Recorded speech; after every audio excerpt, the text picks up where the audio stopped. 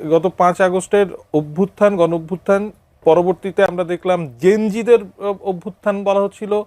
এই নির্বাচন বাংলাদেশে জেনজিদের যেই অভ্যুত্থান, নির্বাচনের ফলাফল, সেটা কি একটা মানে ইতি টেনে দিল? যদি জেনজিদের প্রতিভূ হিসেবে এনসিপিকে ধরি, জামাতের ছায়া ছাড়া এনসিপির রাজনীতি, জেনজিদের রাজনীতি বাংলাদেশে থাকলো আর?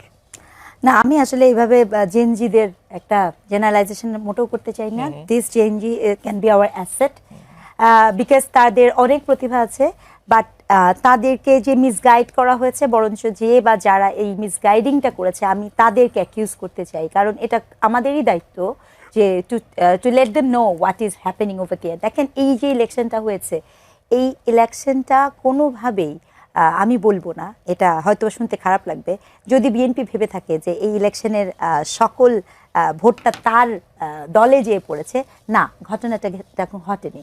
গত 1.5 বছরে ইভেন ইনক্লুডিং এই জেনজি বলেন, যারা এই করেছে, তারা আসলে এই ভোটটা এই জন্য দিয়েছে বিকজ তারা মবকে না বলেছে, বিকজ তারা নারীর প্রতি বিদ্বেষমূলক অনলাইন বুলিংকে না বলেছে, বিকজ তারা মাঝার ভাঙা, আপনার মন্দির ভাঙা, সংখ্যালঘুদের উপরে আক্রমণ, তাদেরকে না বলেছে।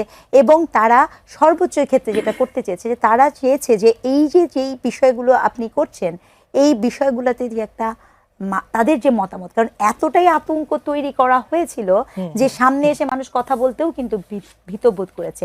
কিন্তু তারপরও আপনি ভাবতে পারেন, আমি দেখলাম আমাদের নবনির্বাচিত সাংসদ আমির হামজা বলেছেন বাংলাদেশের প্রথমে সকল সাতক্ষীরা যাবে হচ্ছে জান্নাতে।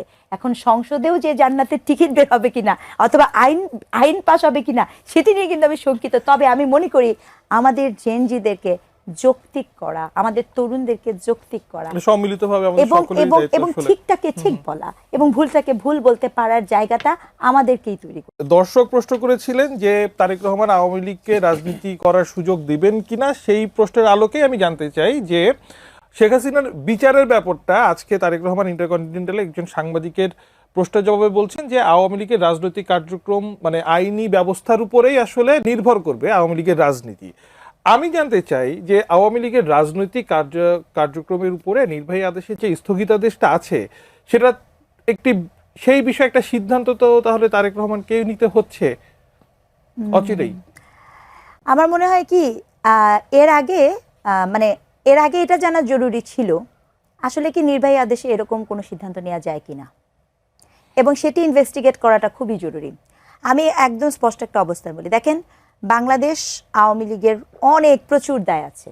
বাংলাদেশ আওয়ামী লীগ এই দেশের মানুষজনকে, এই দেশের যারা আমরা বিশ্বাস করি সম অধিকারে, বিশ্বাস করি একটা স্বাধীন ইসেতে, তাদেরকে এমন জায়গায় নিয়ে যে দাঁড় করিয়েছে, এমন নৈতিক জায়গাতে নিয়ে যে দাঁড় করিয়েছে যেখানে আমরা কখনো ভাবিনি যে আমাদেরকে স্বাধীনতার 54 বছর পরে এসে এই রকম সিদ্ধান্ত নিতে হবে, আমাদেরকে মুক্তিযুদ্ধের ইতিহাস নতুন করে জানতে হবে, শিখতে হবে।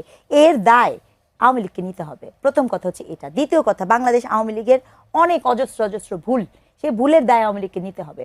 তো এখন কথা হচ্ছে যে আওয়ামী লীগকে সমর্থন করার সাথে সম্পর্কিত না, আলাপটা হচ্ছে, আমি সবসময় বলি আপনি সব কিছু একটা প্রসেসের মধ্যে দিয়ে যান, এমন প্রসেসের মধ্যে দিয়ে যান যাতে করে সেটি নিয়ে কোনো কথা না উঠতে পারে। যেই প্রক্রিয়াতে আপনি এই এই এই বিষয়টা কি করা হয়েছে, সেটি আসলে কোনোভাবে আমার মনে হয়নি যে আওয়ামী লীগকে মানে শাস্তি দেয়া, শিক্ষা দেওয়ার নিমিত্তে করা হয়েছে। বরঞ্চ আমার মনে হয়েছে যে আজকে যদি আওয়ামী লীগ ইলেকশন করার সুযোগ পেত, তাহলে কি আর মানে আপনি এত মানে আমরা এত গত কতদিন কত কিছু বললাম, ওখানে তো মানে হয়তো বা কেউ দাঁড়াতেই পারতো না। তো এই যে ব্যাপারগুলো আপনি কী কারণে করেছেন, এই উদ্দেশ্যটা তো সৎ উদ্দেশ্য না।